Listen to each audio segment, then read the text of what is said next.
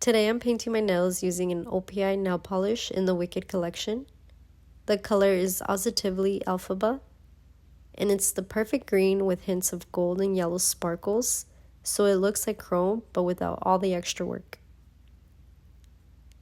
As soon as I applied this color, I just knew that this color was meant for me. It literally reminds me of Emerald City and Elphaba's nails. And I just watched Wicked Part 1 for the second time, and I can't wait to see what happens next. I love the movie so much. I also bought Wicked press-on nails last year by OPI, and I've been saving them, so stay tuned for that video next. Now that I'm all finished, let me show you the first coat compared to the second coat.